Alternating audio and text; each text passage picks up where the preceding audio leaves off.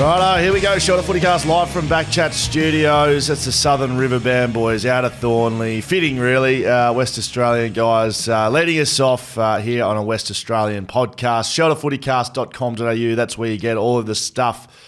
Skeeter will find you over at Shelter Footycast on Instagram. You know how to work that, I'm sure. Skeet, welcome, Mark Reddings. How are you?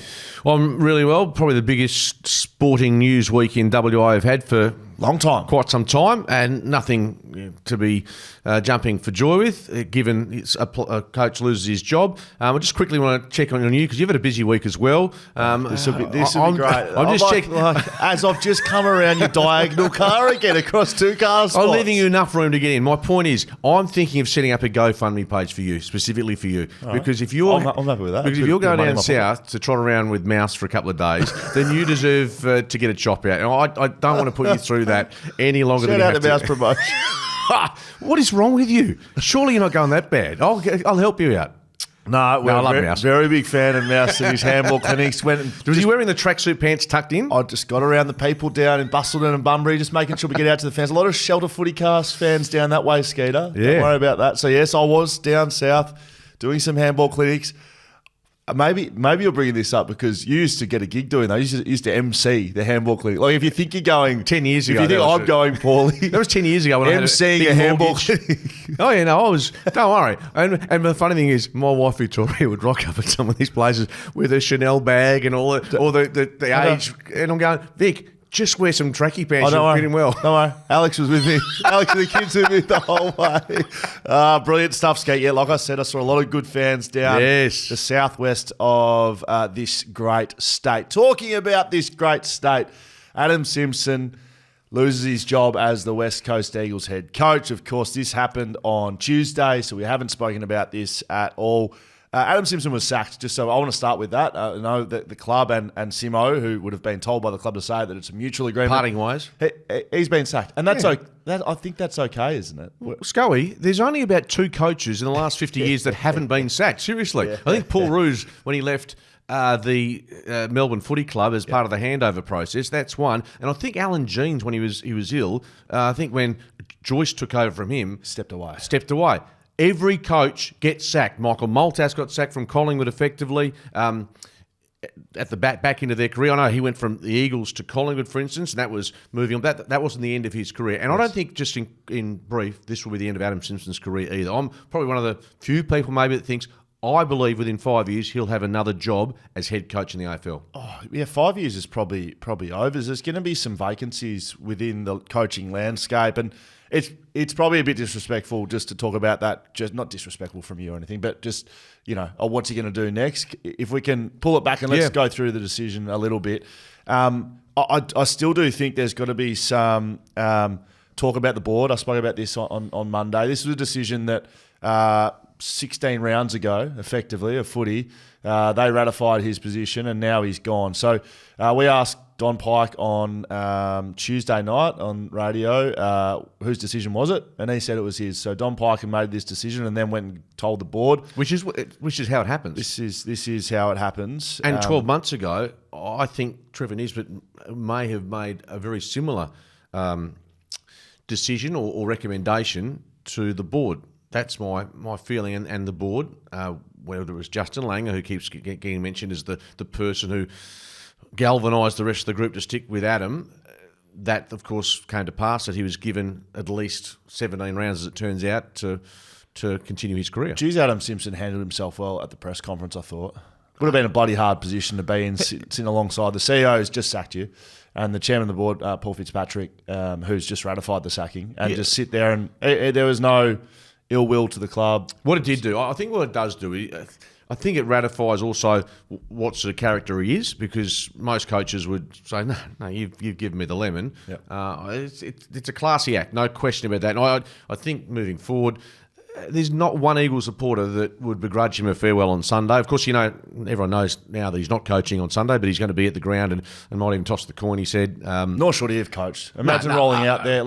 No question that you're right there. He's not the sort of guy that needs the round of applause at quarter time when he comes down to speak to the players. And he'll get that pre-game. Imagine speaking to the players as your last game. It would be awkward. It would be awkward. He wouldn't be the sort of guy that's wants them to lift and play well for him one last time. If they play and get beaten by Brisbane, there's a no-win situation for him coaching. So the right decision for him to not go around again. Interesting one at the press conference with Don Pike, effectively putting it on him, and Simo just saying, well, we haven't decided that yet either. No, but Adam Simpson last night on Talking Footy just clarified that. He said, look, I buggered this up. He said he probably didn't give a strong enough message to the CEO that he was not up for the fight on Sunday. Yes. And so that's why it probably played out in public when it shouldn't have. So Simo owned the fact that was probably his mistake instead of Don Pike being... But that's another... Simo could have quite easily said, well, why did Don Pike ask me that question up on... Like, he's owned that as well. There's no reason for him to do that other than being graceful in defeat.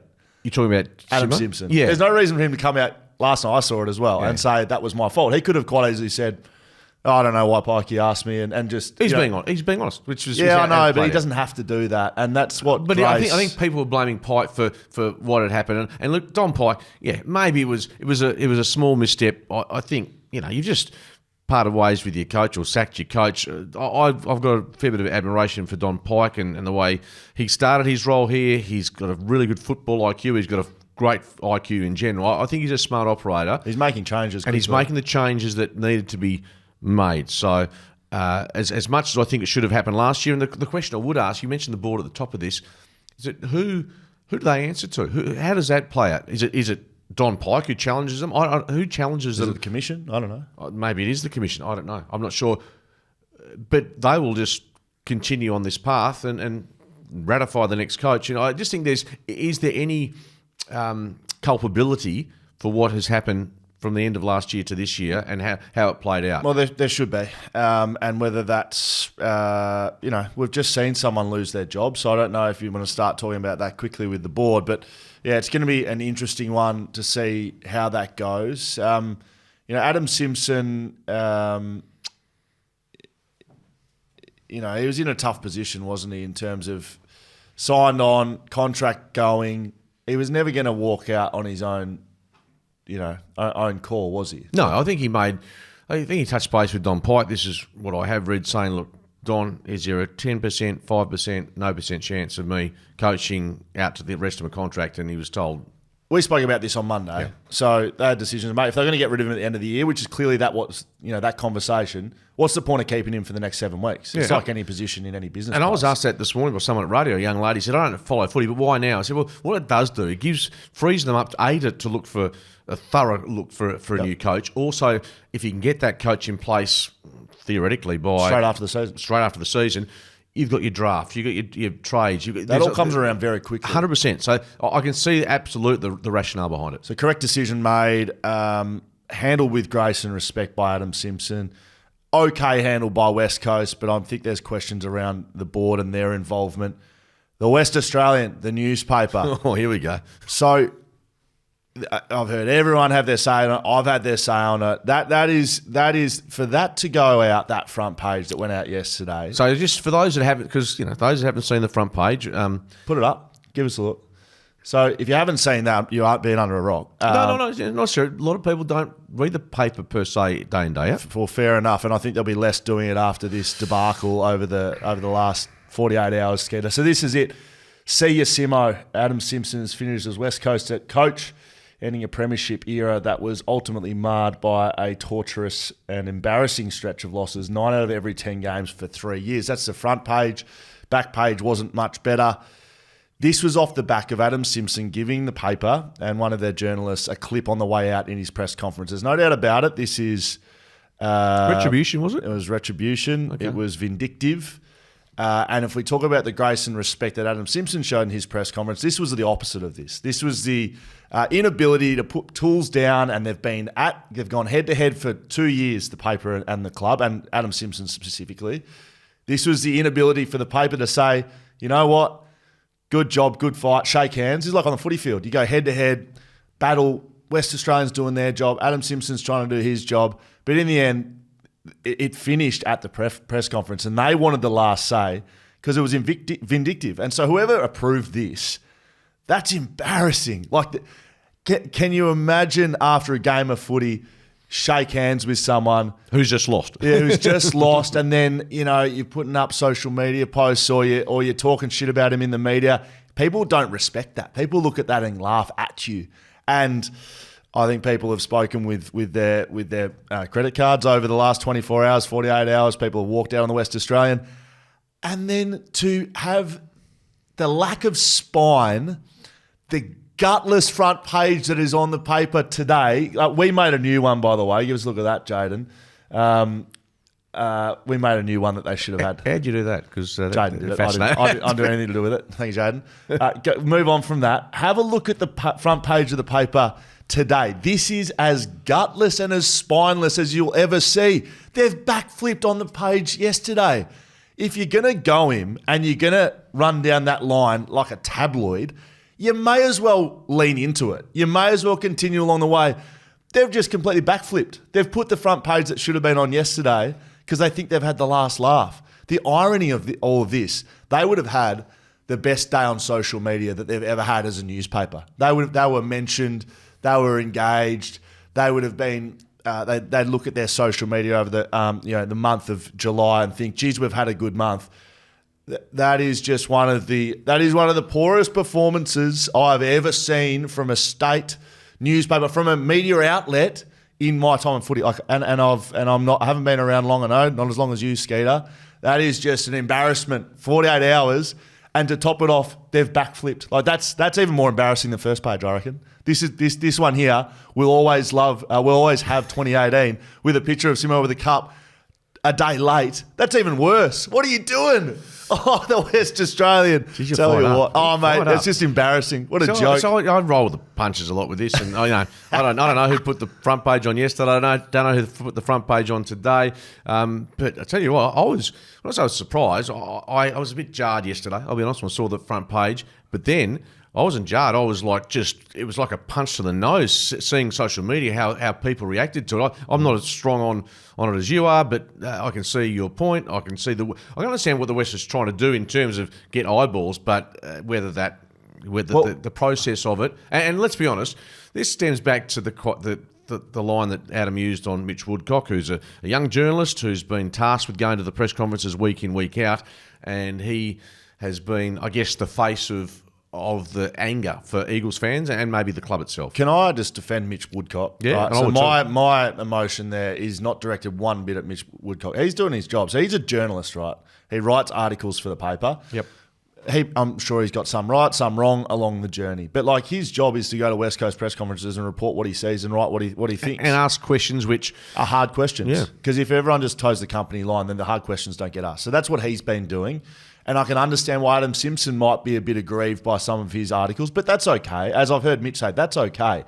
Mitch Woodcock doesn't write the headlines for his articles. So you've got subbies who put, whether it's a caricature, Correct. whether it's something to... He doesn't do the back page, front page. He has nothing to do with that. So if you're ill-informed and you hear me going on about that, that's at the West Australian, the sub-editor, the editor, whoever else is sitting up in the hierarchy that's approved this stuff. That's not Mitch Woodcock. No, just so we know. And to be fair, Mitch has copped a lot of the blame for that, and which he shouldn't. He shouldn't. And I concur with you. And again, I've never run a newspaper, so I'll stand back and bow to the judgment of others as to what will attract people to reading newspaper. Right. So if they've been driven by getting eyes on it, they've had great eyes on it over the last 48 hours. They've probably had the most eyes they've ever had on any newspaper they've ever done. But they're one step away from when Adam Simpson goes on a European holiday, getting a pat of him in his board shorts, putting that on the front page and saying, check out Adam Simpson's new dad bod, right? You know, European summer getaway. They're one step away from that. And that's embarrassing. You're meant to be a media outlet that provides journalism to people in Western Australia, not clickbait bullshit. That's what this is. And this is another go at it. Like, it's just garbage. You saying the Shelter FootyCast might not be sponsored by the West moving forward? Always open for sponsorship opportunity. Brought to you by the West Australian in 2025. No, I mean, they've had a howler, Skeeter. I think I'm done with that. Just embarrassing operation at the West Australian at the moment, and people are actually pulling out in droves with their credit cards. No, they're true. But there are some good journos there, and there's some good pieces there. But I can feel your anger just coming across the desk. Anger? That's not anger. Well, it's frustration. You've seen me angry. No, but that's not anger. But you put it this way: you're more passionate about that than other issues we talk about. Than my health, than my fitness, my ability to, I don't know, go for a 3-kilometre run. Take a chill pill, yeah. Okay, take a chill pill. Thank you very much, Skeeter. All right, let's get into some other AFL issues, shall we? Will Schofield, Mark Reading, Shelter FootyCast. put this. Can we get this? Oh no, it's all right. No, leave it there. I know that's where you get all your information from. The West Australia. Look, you come in here with your West Australian under your arm. I bought it in today specifically because I knew that you had, found your way in there at the age of 35. I did. You were reading that out to me before. Why is my age getting mentioned? Well, I look pretty good for 35. Getting on a bit. No, I look good. You are. You're going beautiful. Look, the back chat, everything's working. Okay, thank you very much. With mouse. Yeah, down at Handball Clinics in Bunbury on a Tuesday afternoon. Going beautifully. Isaac Heeney, talking about going beautifully, these two Isaacs not particularly going well. Isaac Rankine, 4 weeks. Yeah. Because we spoke about this Monday. You said that was coming. 3. I said 3, so I was wrong. Well, you're roughly around the mark, which is, for me, I don't know. Nothing's changed for me, and I understand that he was he concussed? And he's out for a week, starts a bit so. I understand the process. And he meant it, and it was intentional. I just know, even if you go back 5 years, it just feels so jarring to go from what you'd get 3 weeks for, even 2 seasons ago, to now. I just, and the Heeney one, again, to me, I haven't changed I've had a look at it about 6 or 7 times. That shouldn't be costing you a week, in my humble opinion. These are both outcome based again. Yeah. So it's not action over outcome. It's not. It's not. It's outcome over action. So if Isaac Rankine, they don't clash heads. Well, this isn't even a report. He just hits him down the middle and he probably wins him. Right. So that's how close this is to being 0 weeks compared to 4 weeks. Isaac Heeney. So he has been charged. He is then challenged, and it's been upheld 1 week. Intentional contact. They wanted to get reduced to careless. Skeeter, there is no... Look, I can be harsh and I want to see the head protected, and we speak about this all the time. There is no 0% that this was intentional. You can see how it happened. He's looking at the football. It's careless every day of the week, which if they could get it down to that at the appeal, it goes from a week to a fine. So how is this not careless conduct? What part of this is intentional? Because he's got a blood nose. Yeah, I think they're winning it. I think they're winning the appeal. They have to win it. And look, you double this up with Brownlow medal on the line. Like, the AFL's in a difficult position here. So if they go and clear him, people are going to come out, probably me, are going to say, well, they did this because they're looking after the Brownlow. And if they don't, the people like me are going to say, how's this intentional conduct? They've put themselves in this hole, the AFL, by being inconsistent for the first part of the year. Jesse Hogan punched someone in the face in the goal square, right? 0 weeks. Yeah. So the inconsistencies cause this. If that goes and he gets 2 weeks, we go, well, Isaac Heeney punches someone and gets 1 week.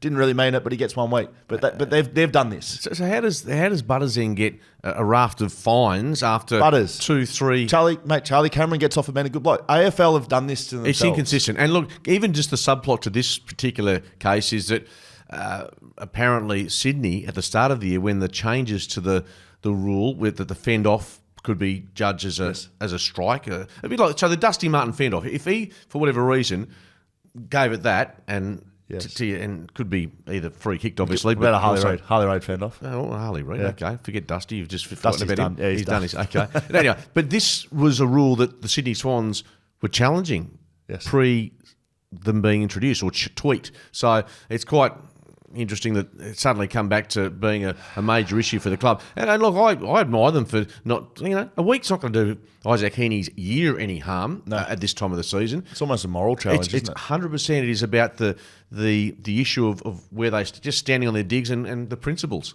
Do you think he should be ineligible for the Brownlow regardless of what happens? No, if he gets a week, he gets a week and he missed the Brownlow. I think under the current rules, I know what you said a few weeks ago about changing to the not the best and fairest, but that's a very tough criteria to change under those circumstances. Because if you punch a bloke, you're out of contention. But in this case, is it 1 week? Where do you draw the line as to what's ineligible and what's not?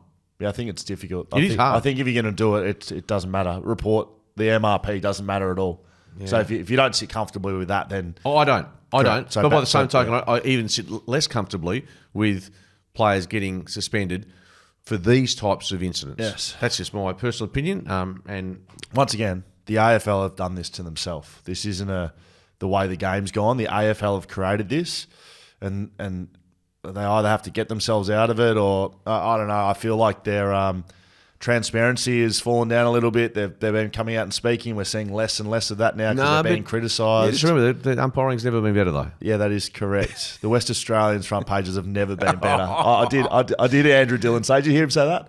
West Australians never been better? No. Yeah, no, I did hear it. No, I tell you what, though, you're like a dog with a bone on this. Oh, well, a little bit of it is you get what you get, mate. So if you want to go and prod and bait and attack people, well, you deserve it on the way back. Is it also? I'm not saying it is, but is it also because you're protective of a bloke that you know as a human being, and you know as a coach, and you know that he's probably at a pretty low ebb at the moment, that he deserves a little better. You think? I would argue I've been quite strong in the newspaper for a long time. I called out the Luke Jackson piece 2 years ago. I called out the Jeremy Sharp back front or back page when he missed that goal and they had him blazing over it. Yeah, I disagree with you on that.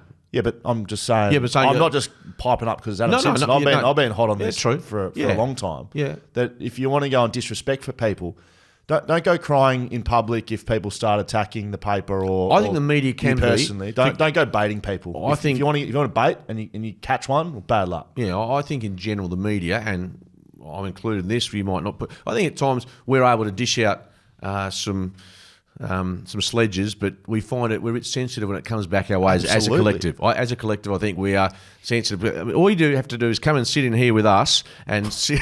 And if you've got too thick a skin, ball of idiots, thin-skinned people don't survive sitting here. Well, yeah. Look, I throw as much as I get on Instagram. I'll bait people. I throw it out. Yeah, and you don't. You sort of would say like I shy away from that because I don't want to get told I'm. But I don't come on here and start complaining about Collingwood fans having a go at me or Mel. Like I say it happens, but it's like fair game, all good. I really hope we don't see a radio or TV interview from anyone involved at the West Australian crying foul of their treatment after the treatment of others. Hey, Skeet, you'll be excited with this one. Katy Perry headlining AFL Grand Final entertainment. What's your favourite Katy Perry song? Fireworks pretty good. I played that on radio this morning. I think that's a good song to play on Grand Final. Any sample for me of how that goes? Well, it's quite a high octave, so I'm probably not going to be able to do that now. Maybe after a couple of shelters. But no, lower octave one for me. I'm more Elvis late at night with that. But you sound like you're just about to go into emphysema state. I would suggest that their AFL entertainment has gone north. It's gone really well. Robbie Williams, terrific 2 years ago. I thought Kiss was good last year. You're giving this a tick of approval. Katy Perry, absolutely. Well, you don't think she's a... in terms of the demographic, yeah, great. I think she's terrific. Why? I just wouldn't mind a little bit of fireworks from you. No? Firework? No, I'm not seeing it because it's too high. I mean, is that how it goes? You're such a knob sometimes. I will say to you, though, yes, it's a tick. Whoever's doing that, the entertainment this year, get her on board. She'll be terrific. The demographic of the kids, the mums, the dads, footy fans. And by the way, at the G, if you're there, you've had a couple. You're up and about. You'll dance to anything. I'm looking forward to Skeet having a couple of... You're going to be away for Grand Final. I'm going to be in New York, so I might touch base with you in New York. Okay, very good. Will Schofield, Mark Reddings, Shelter FootyCast. There hasn't been much room to talk about this football club, but the Freo Dockers play Hawthorn in Launceston Saturday 11:45. I interviewed Luke Ryan last night, and I had no idea what I was talking about, which is not unusual, you'll say. But they've been completely, and they'd love it. They're completely off grid. Third on the ladder. Yeah, you know what I mean? Like that. Yeah, people haven't spoken a word about them. They're sitting third on the ladder. Yeah, nice yesterday, by the way. Justin Longmuir coming out and passing on his best to Simpson. So too. Luke Ryan spoke about the impact a change of coach has on a player. He went through it, of course, with Ross Lyon departing. So, again, put the Eagles' situation to one side. Their record in Launceston is not great. They've won 2 of 13. Not many have a good record. No, that's true. That's true. But by the same token... 2 of 13. 2 of 13. Geez, that's poor. That's like West Coast to Geelong. Yeah, that's not great. They play the ground well. The conditions, I think it's going to be 1 degree as a minimum, 12 degrees as a maximum. So nothing too dissimilar to Melbourne, really. But, yeah, for some reason, they play that ground well, Hawthorn. I think the big call tonight at selection from a Hawthorn perspective, does James Sicily pass the test to come back from that shoulder injury? And, of course, the Dockers got a couple of themselves, Alex Pearce with the arm and Josh Draper with the groin. They're the two injuries, and Pat Voss, I think, will automatically be, at the very, very, very least, as part of the travelling party. Someone texted me saying he's kicked, 16 in his last 4 or something. Sounds right. We kicked 6 last week, so that probably adds up. Sizzling. He comes in, Skeeter. We spoke about this on Monday. He has to come in, doesn't he? Yeah, I think so. Yeah, and that would probably be the only genuine change unless Pearce manages to get himself up. Broken arm. 21 goals his last 6 games. Yeah, Pat Voss. averaging 3 and a bit a game. Okay, very good. Waffle footy, different to AFL, but as you said on Monday, if you're not playing good waffle footy, you sort of put yourself behind the 8 ball and keep playing good footy because moments can come just like that. So on Alex Pearce with his broken arm, he'll play. Look, Mark Lacroix, as close as I've seen to this injury, they put a plate on the break, and the doctors and surgeons say that your arm is stronger with the plate in it than it was before. The risk is then where the plate ends, so you can then it can move. You can be at risk of breaking it again. But if you put a piece of metal on your arm, on the edges of the metal, then it's almost like a hinge. So the breaks in the middle of the metal plate on either side of the plate where it's attached, it then becomes weak because you sort of got a leverage point that you can break it there as well. So he won't break it again where it is done, but he'll have risk factors on either side. Is it more vulnerable at the moment as opposed to 2 weeks down the track for other areas of the arm? No. So what's there's no risk then? Well, they just need the wound to heal because they obviously had to cut his arm open to put a plate in there. So that's basically what you need to heal, and then you're good to go. Okay. So if I was just because he wants to play in front of family and friends, which is a natural. That's not why he's playing. No. He's playing because they're third in the ladder and they need to win. Well, he wants to play. Yeah, he wants to play in front of family and friends. Wants to come back in Launceston and help his team. But is it in the best interest? I mean, obviously, I think he's fine. There's just an increased risk of breaking at either side of the plate. But if you wait for 2 more weeks, does it decrease? No. Because there's a plate in there. So therefore, he's good to go. He'll be good to go, and he wouldn't be playing if he wasn't. I mean, you'd rather not have a broken arm, wouldn't you? But I think his inclusion's big for them, although they won't have a Mitch Lewis to match up on. No.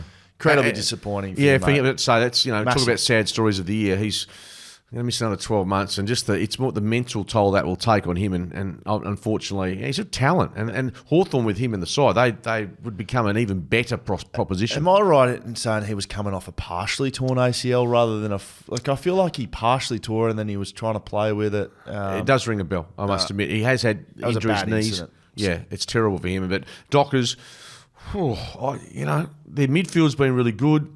This is one of those games because you look at their run from here on in. They've got Melbourne after that. They've got the Derby coming up. If they could somehow squeeze a win in Launceston, and he can't stay up for the rest of the season, I would have thought, but if they could pinch this one or grab this one, that's huge for their top 4 chances. Yeah, and how do they do it? Well, the midfield battle is always big. I think with Will Day back in this side for a number of weeks now, that makes some great contests through the middle of the ground. Warple, Jai Newcomb versus Sarong, Brayshaw and Hayden Young. The running power of Hawthorn is what impressed me when we saw them a couple of weeks ago. Yeah, their spread from stoppage. Their working close was good too, and then their spread from stoppage. So can Freo curtail that? I think they can. I think they've got their midfield mix right. They were searching for that for a long time. Like who plays forward? They've landed on Hayden Young. Hayden Young's spending a lot of time forward at the moment. And whether he gets the ball in the middle or whether he gets it inside forward 50, generally good things happen. Yeah.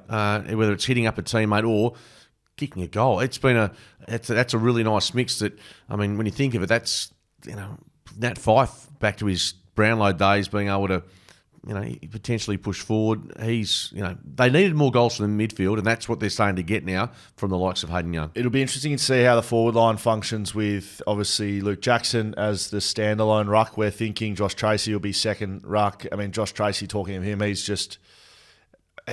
jumped Jai Amos in terms of importance. Well, importance and performance. Yeah. Like Jai's been more quiet this year than we saw last year. Kicked less goals, had less impact, but Josh Tracy has stepped up in his void and has taken a position. Like they're different players, but he'd be one of the most improved players in the whole AFL. Josh Tracy, 100%. And even going back to watching him play during gather round, he was just dropping a few marks. It just seemed to click when he was in Adelaide, and he's continued from there. His goal kicking accuracy is terrific. I think he's kicked 35 for the season. Was it more than 35-10? I think off the top of my head, his accuracy has been great. Goals.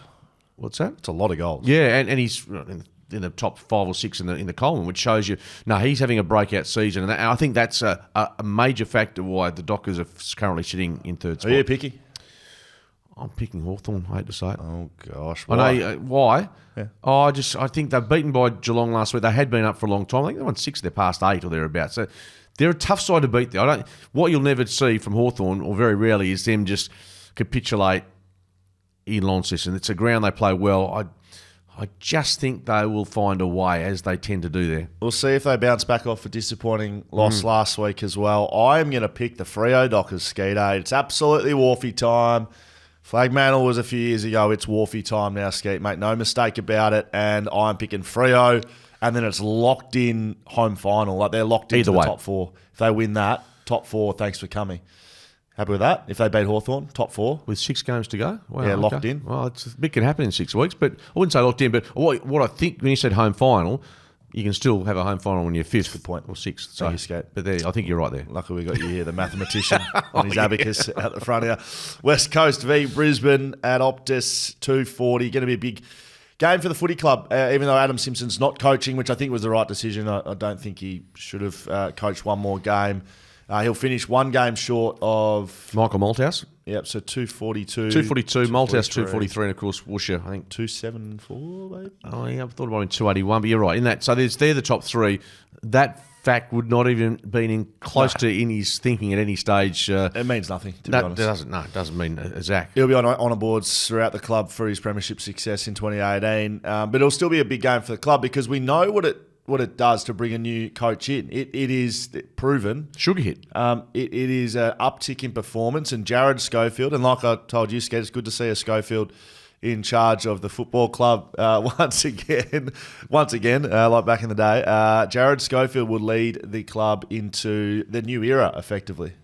What's your intel or what's your knowledge on Jared in terms of what he brings as a senior coach? Well, obviously, he's won premierships with Subiaco, 3 of them, been an assistant for 6 years as an assistant.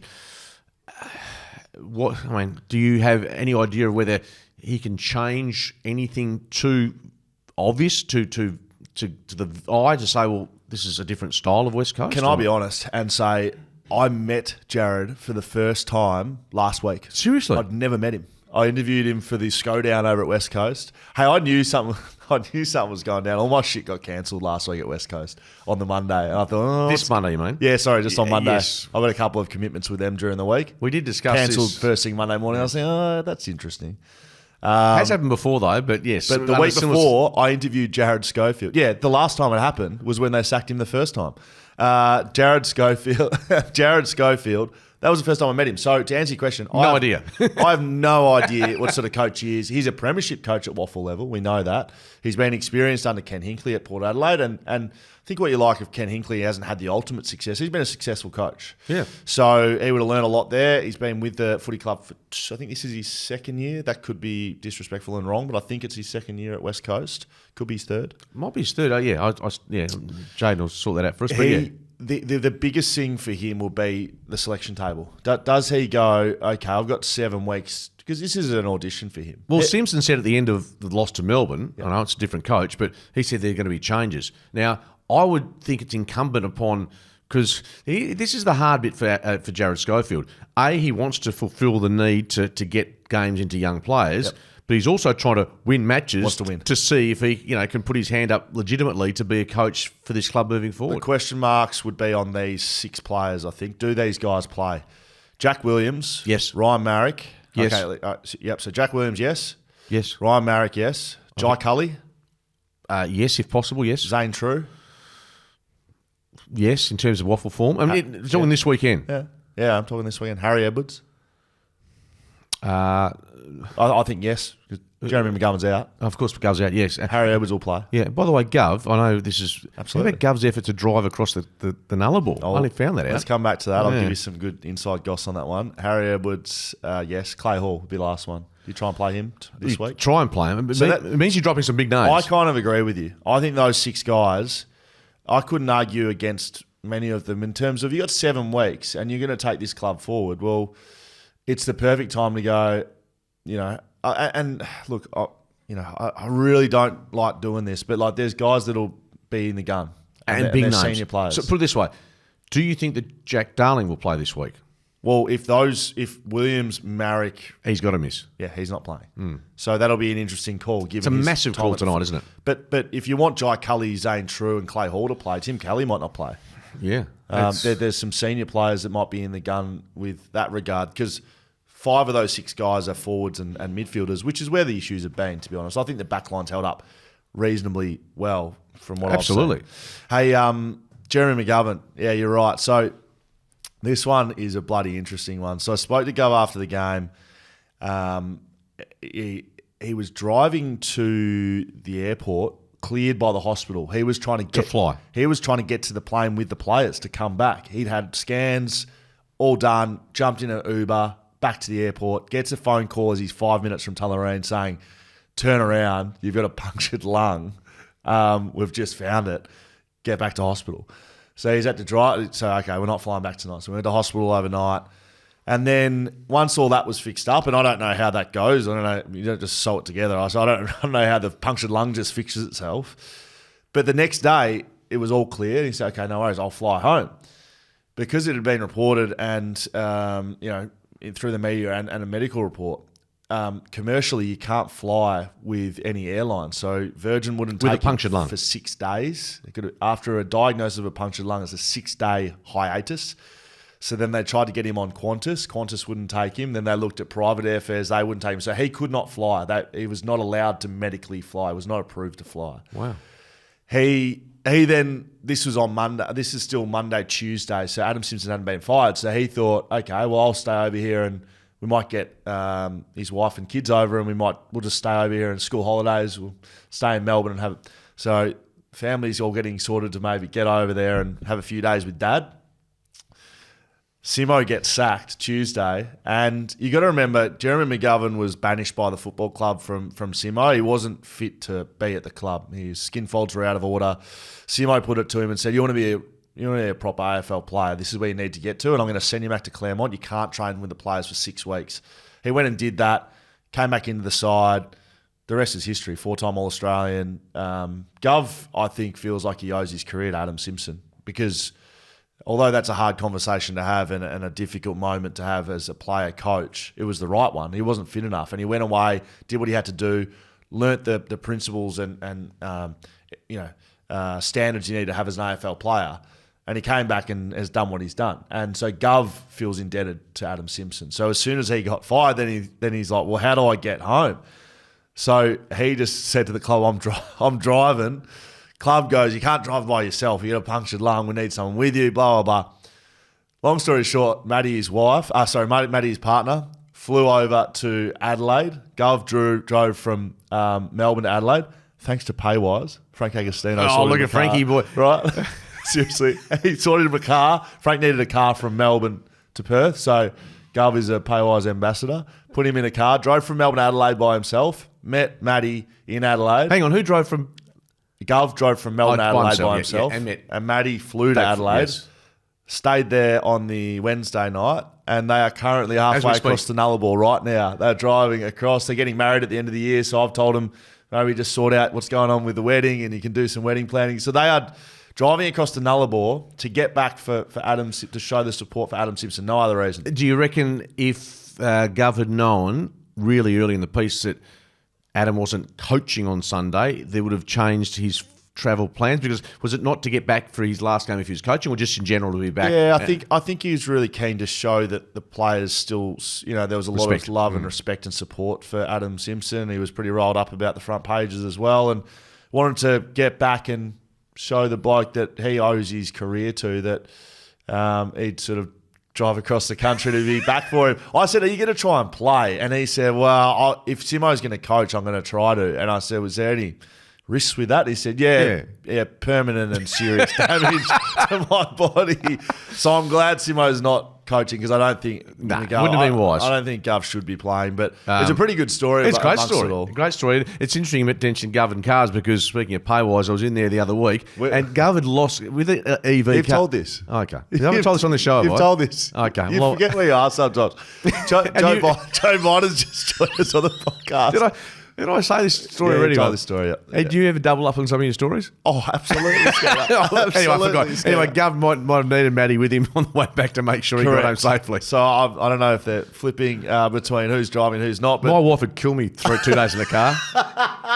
Just imagine you're Victoria driving. I'll be trying to grab a pack of Jats crackers. You go, no, they're fattening, and then look at you, you gut. Oh, yeah. Get out and run next to the car. Lose some weight.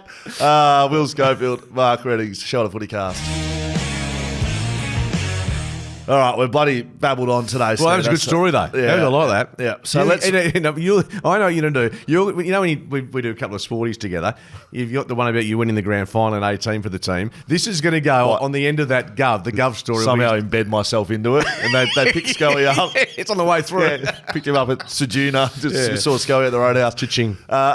Collingwood v Geelong. Oh, we've got matches to go through. Okay, let's go. Yeah, no, we're going to rip through them as well. Collingwood v Geelong, MCG, Friday, 5:40. This is a good game, big game, Friday night. Yeah, Jamie Elliott, I think's a chance to return. Gee, they're down on goal kicking power, aren't they? With Mychick out for the season. He's done with the torn pec. Jeremy Howe out with a hamstring. They're in a lot of pain. Collingwood, I really struggled to write them up on a Friday night game, but they were poor against Essendon after half time, I thought.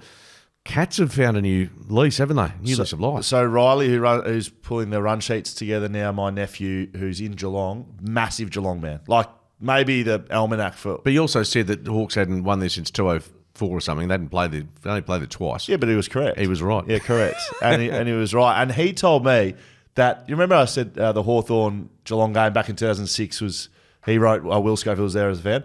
That was Riley's first game of footy. He was 5 years old and I took him to it, just me and him, and I had no recollection of it. But he said that's his first footy memory. So that was an important one to him. But he tells me Mark Blitzarves is going to run with Nick Dacos. That's what he believes. Mark Blitzarves is likely to run with Nick Dacos, it says right here. So you heard it here first, because I would back Riley Nelson over anyone in Geelong terms. He knows what's going on down there. So we'll see the big steeplechaser run with Nick Dacos. You excited for that? If it happens, it's one of Put the it in the better. book, mate. Put it in the book. Okay. Put it in the book. Dan McStay is going to make a return to the VFL. Yeah, that's a quick turnaround. 9 months, less than 9 months. Yeah, it's huge. I suppose you just got to bear in mind Collingwood, where they finish up and what they do as to his. But if he's right to go, I mean, I think it was Mel Chesky, I think, had the bionic knee put in going back in the Lars surgery, I think it was. So is that what Dan McStay's done? No. Right. No, but talking about getting back quickly. But yeah, it's really quick for an ACL. How's this one? Geelong and Collingwood were the two oldest sides last week in the AFL. So a couple of senior heads, of course, with Dangerfield and blokes like Pendlebury running around. Like that adds some games to the metric. A really interesting matchup. I think Darcy Moore copped a fair bit of flack in the media over the last sort of week or so. He's going to have to go head-to-head with Jeremy Cameron, I think. Like 9 shots at goal and 2 assists last week from Jeremy Cameron.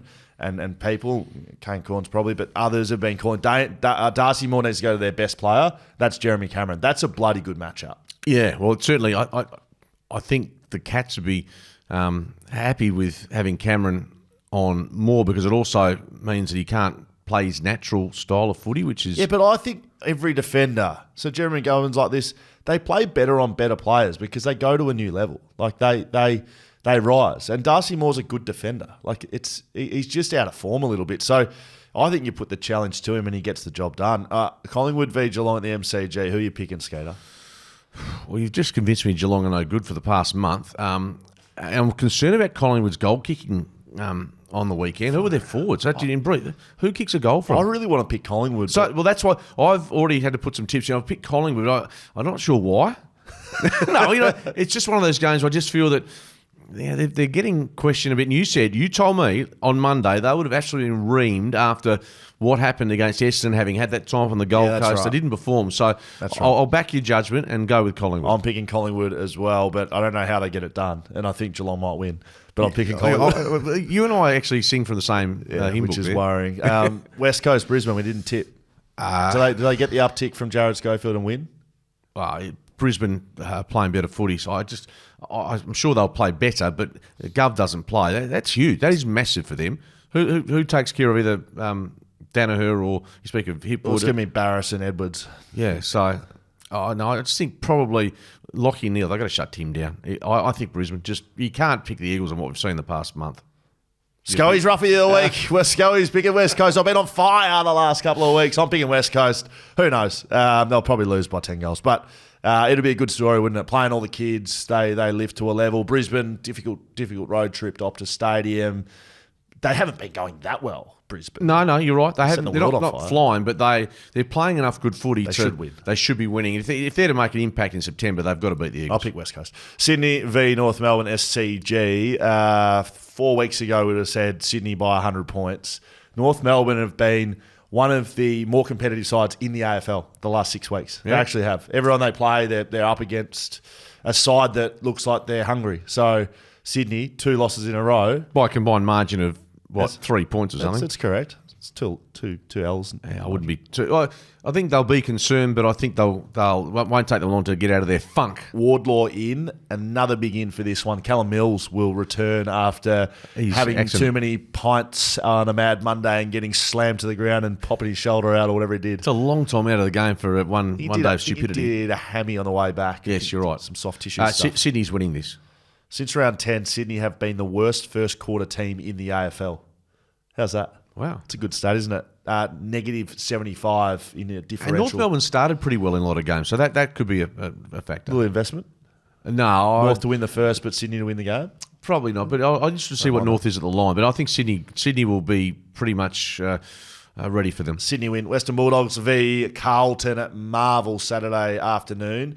Dogs, they were mauled last week, weren't they? They just didn't show up, and that's a frustration if you're a dog supporter. Is what they can do at their best, but what they can do when they're just off, and they were off, and their forwards didn't touch it. Norton obviously, we won't say him touch John, it. He's out. He's out. James O'Donnell's out with concussion. And if Liam Jones doesn't return, I've got grave fears for what Curnow, who's not in super form, and Mackay, who kicked a handful last week. That's where I'm concerned for the Dogs. The Bulldogs back line with no Liam Jones if he doesn't return. Alex Keith, Buku Karmas, and Rory Lobb.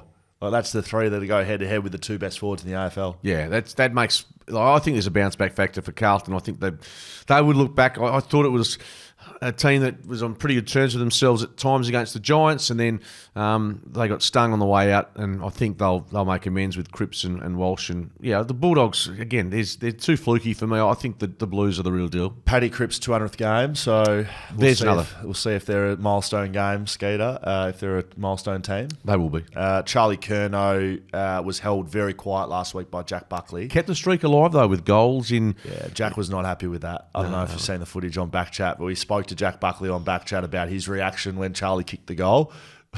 He was like a kid throwing the toys out of the cot, mate. He was in the goal square throwing his mouth guard around. It was very funny. I pick Carlton as well. Cody Waitman should be back as well for the Bulldogs. He's a very courageous player. Mate, his elbow is cooked. Like, it is absolutely done beyond belief. He needs a full Rico, and he still keeps coming back and fronting up. So, got to respect that. But I think Carlton get the job done. Adelaide v St Kilda, Adelaide Oval, Saturday evening. Isaac Rankine, of course, will miss with the suspension. Mitch Hinge is out as well, which is a decent out for Adelaide. This is an interesting game. I don't know if you'd be picking Adelaide away from home, but they've only won 3 of their last 10 games at Adelaide Oval, and it's Brad Hill's 250th AFL game across 3 clubs or 2 clubs? Is he 3 clubs? He's 3 clubs. Hawthorn, Freo, Dockers, and St Kilda.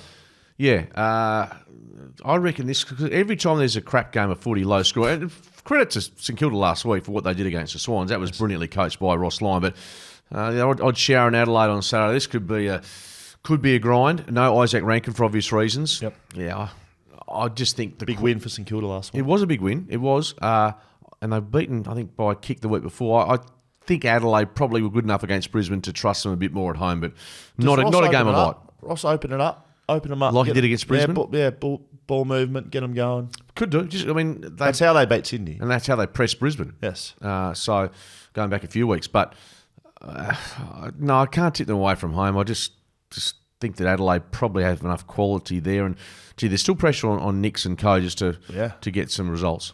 I'll pick Adelaide as well, Skater. I'm not sure why I'm listening to you, though, I've got to be honest. No, Melbourne. It's not a game I like. Melbourne, yes. I don't like this one either. Just in general. It's not a game I like. This time of the year, there's not too many games I actually like. Why? I don't know. I just want to get to September. From an investment point of view? No, just September. I just want to get to because we're cold and we've been talking footy for 6 months. What a great promotion of our games. Mark Redding said, there's not many games I like at this time of the year. Melbourne v Essendon, MCG. This one, mate, so you don't like this one? You just said you don't like this. I'm commentating this, actually, with you, and I'm by myself calling it with, I think it was Mark Stone. So I'm going to have to How would I go play-by-play with you? Pretty well. Pretty poorly. Oh, you give imagine you and I with player ID. Well, I go okay player ID with most of them, but it's just when you're looking at a screen from 3,000 k's away, it gets tricky at times. I didn't know we were calling this together. Well, well, I'm doing it by myself as a caller. So Melbourne Essendon. Max Gawn is out with an ankle. He's looked banged up for a few weeks now. I think he injured himself in the game here against West Coast. Well, clearly he did, but the game before that, sorry. West Coast last week, he was out, subbed. The game before that, I reckon he injured himself against Brisbane. So Max Gawn will be out. That's a huge out. I don't even know who plays in the ruck. I have no idea. Backup ruck is Tom Fullerton, formerly from Brisbane. I didn't know he was a ruckman at Brisbane. I thought he was a defender. But anyway, Tom Fullerton comes in, but it's a huge loss as a result. Essendon market suggests they are warm favourites, and justifiably after what they did against Collingwood.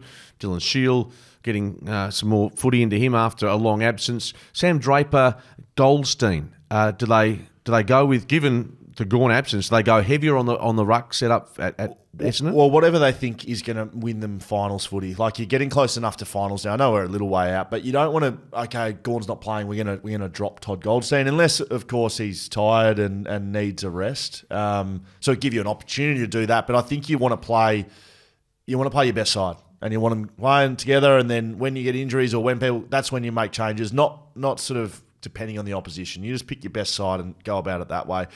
Tom Fullerton was a key position player for Brisbane with the ability to pinch hit. So I was right, yeah. But that just means he's tall. That just basically means he's tall. That is true. Everyone has ability. Did you ever ruck for the Eagles? I would at times go third man up, yes. Third man up. Did I ever start as a ruckman? No. I started as forward. I started as... Did you ever do some ruck work in defence? I had 10 hit-outs in the game once. Third man up. Not joking. I had 10. I had double-digit hit-outs. Yeah. What? No, I'm just asking. Well, that's obviously that's a different era now. But yeah, it used to be good. Used to just do what I want. Just run, put a knee into Sandy's back and try and tap it over the bat. Me and Mick Barlow went head-to-head one day. And I was the forward coming up, and he was the forward coming up, and so we met in the middle as like fifth mids each, and I was going third man up, and he was roving my hit outs. He won the Ross Glendenning medal. I kicked 3 in a derby. Who won the game? Freo, yeah, absolutely, and he got the chocolates. Thanks very much for coming. Gold Coast v Port Adelaide, People First Stadium. Who do we pick, by the way? We both picked Essendon. Yeah, Essendon. Yeah, absolutely. You've completely done the 180 on them, haven't you? Yeah, good side, good side, isn't it? Ripping side. That'll be a top 4 side. I'll stay on Geelong. I'll say Geelong's bad, even though. Did I pick Geelong? No. You tipped Collingwood like me. I don't know what I'm doing. Got to be honest. Gold Coast, get me back to Bunbury. Get me back to Bunbury for the handball clinics. I knew what I was doing there. Gold Coast v Port Adelaide, People First Stadium, Sunday at 11 o'clock. I'm sure everyone will be getting up to watch this one. Not a lot of interest in this one, I don't think, to be honest. It's a bit of morbid fascination about Gold Coast, about what they do from home, at home and what they do away. Are you going to axe anyone after the North Melbourne game? Well, he was a bit upset. If they have to grow up, then you're going to have to make a statement, aren't you? I would have thought. I'm not sure. They haven't lost at home this year, though. They've been outstanding at home. And Port Adelaide, they've turned a corner a bit, haven't they? Let's be honest. That St Kilda win, which they just had to get across the line in a low-scoring ball fest. They got across the line there. Smacked the Bulldogs. It's on the back of Roseanne Butters. It always will be. Yeah. If those two are playing well, if you allow Roseanne Butters... What about the first quarter last week? 45 disposals in the first quarter last week. Right? Yeah. I think Ollie Wines was involved in that too. But I think Rosie had 18. Yeah. If you allow that to happen, Port win. Yeah. I'm just going to go with the Gold Coast Suns. The bounce back factor of their midfield still very good. I think they can match them in that area, and I just sense they're, if Hardwick hasn't got them going up at home again this week. They're not playing finals because I can't win away from home. But I expect the Gold Coast, just on what we've seen this year, to be a 6-goal better side and win. Can't pick against them at home. I'm agreeing with you. And the last one of the weekend, of course, taking out the West Coast Brisbane game, is Richmond v GWS at the MCG. Is the Orange Tsunami back? Well, they're a strange side at the moment because they were bear in mind, they were down by almost 6.5 goals, weren't they, last week? So that there'd be concerns with that in Kingsley on that basis, but I guess, sell the positivity of what they did after that. Great news for Darcy Jones, the NAB Rising Star, Swan District's fella. Nice. He's got the helmet, he's quick and whatever. We talked about who was good for them last week, and you mentioned, Jesse Hogan was terrific. Ben Miller will get the job on him. Absolutely, but Jesse's playing some really good footy, best of his career. I think the Giants and Richmond were brave last week. I don't know if they lose anyone. Richmond has the lowest pressure rating in the AFL this season. Lowest. GWS had the highest pressure rating recorded against the year against Carlton last week. So I think the Orange Tsunami is back because the Tsunami is their defence first and then they attack off it. I think they're back in business and I think GWS will smack them at the MCG. First time they play the MCG this year, GWS. Yeah, see, that's, to me, if you're trying to build a premiership team, you need to be getting a couple more games than that at the G. But yeah, they've got the quality there. They've had injuries at the wrong time. Sam Taylor must be getting relatively close to coming back. Yes. Obviously not this week, but yeah, if they can get themselves, dare I say it, into that top 4, top 5 area, they are going to be, because they haven't been anywhere near the side after the first month from now. They've sort of shown glimpses, but they've got another couple of years to go to. Will Scoville, Mark Redding's Show the FootyCast. Let's finish with some questions from our fans. I will actually I'm going to play this. This was sent in to the podcast by some fans that I spoke about this last. So I'm just going to play it into the microphone. Hopefully it works. Girl with their phone out go, yeah, that's him. That's Mark Reddings. He was the one I was telling you about. Well, Mark Reddings was there. No, he was on her phone. And then the other girl went, yeah, I know him. That's who I was talking about. That's Skeeter. Yeah. So everyone was talking about Mark Reddings. So there you go. They've got it from a couple of Freo. What does that mean? It means jack shit to me. Was I peering in someone's bedroom window? What was I doing wrong? No, apparently they were the girls who were in line for Freo down in Vic Park were just discussing how funny you were. And yes, Mark Reddings was the bloke we were talking about on social media. I think off the back of your Hock Tour escapades. Well, I've often been told by women, whatever age, that I've got a good personality. Now, if you get told that as a bloke, Jane, just be mindful. If you get told you've got a good personality, it means you look like shit, but you can talk a good game. Thanks, Skeeter. All right. If you want to send us a question, we'd love to hear from you. You can get in contact with us, footycast at backchatstudios.com.au, or just send us a direct message on Instagram, Show the FootyCast, or put a comment below in the YouTube. Candice sends this one in. Hey guys, regarding West Coast, as a diehard Eagles supporter, I agree with every word said on Monday. In regards to the players, there is talent there, even the fitness is there in a lot of regards, but I see too many bruised egos when things don't go their way, and there is no time for it. It's frustrating as a supporter to support through thick and thin and not see that fire on-field accountability and push to hold each other to the standards that the fans know they are capable of. I hate to say it, but time for change is well overdue. This is on Monday, of course. Love the podcast, guys. Always such a fair and constructive takes on the game, plus a good laugh. So, Candice, this is on Monday. She was spot on. But I wonder if we see any uptick in that with a Jared Schofield in charge and maybe younger players. That's the only way you get it, going and giving a bit of a lease on life to the younger players. I know records show that the new coach and the performance is spike. How does it go from blokes who uncompetitive, listless and passive one week, and we're likely to see a few Superman capes thrown on Sunday? To me, and not just the Eagles on Sunday, it happens regularly. How does it happen? I have no idea, but I'm hoping for everyone, including Adam Simpson, that there's a response of sorts, and it's part of the fact that they're saying thank you to him. Joel sent in a similar email as well. Thank you for your email, Joel. I see your stuff there. It's pretty much a similar comment around effort and desperation. We'll see if we get an uptick, and we can talk about that on Monday. This one's the last one from Jabe Skeeter. Hey, fellas, flew to Melbourne this week and managed to get to my first game at the MCG. Bombers versus Pies. Not a bad one to debut. Yeah.